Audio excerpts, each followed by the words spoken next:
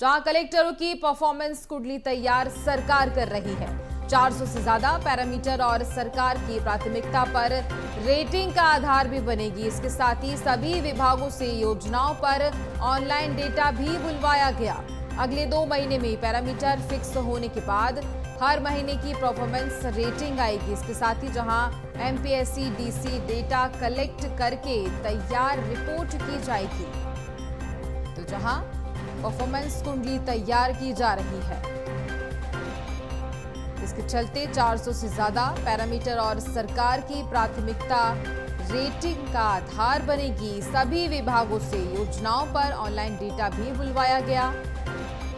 MPSC DC data collect करके ये report तैयार की जा रही है। तो सरकार ये रिपोर्ट तैयार कर रही है, किस तरह से परफॉर्म किया जा रहा है उसके आधार पर जांच करके रिपोर्ट तैयार की जा रही है। अलग अलग जगह से अलग अलग विभागों से डेटा मंगाया जा रहा है और उस डेटा के आधार पर ये रिपोर्ट तैयार की जाएगी।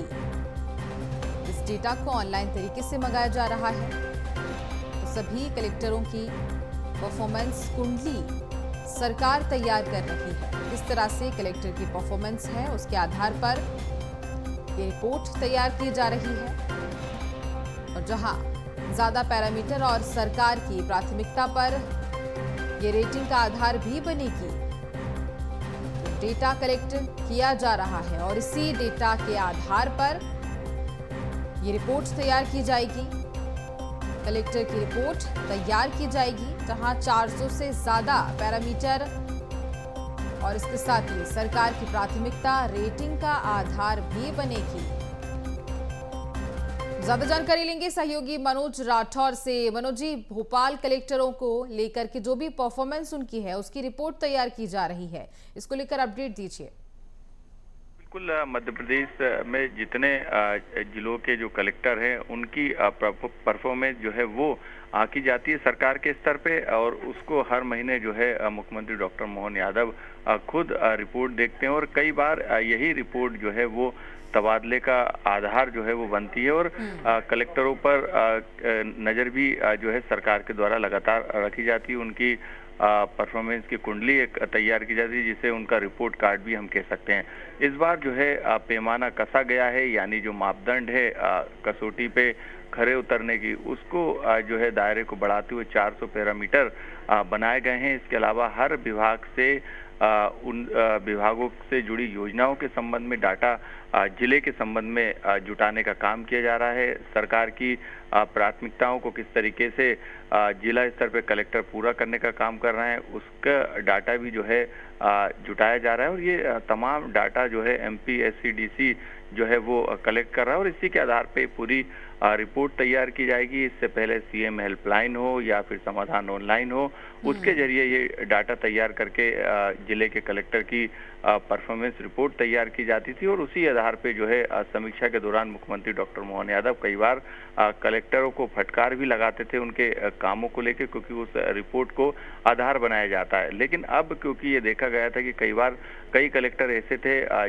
जिनका परफॉर्मेंस अच्छा था, लेकिन डाटा कलेक्शन में कहीं ना कहीं चूक हुई थी। यही कारण है कि अब इस कसौटी को मापने के जो पैरामीटर हैं उसको 400 से अधिक किया गया है।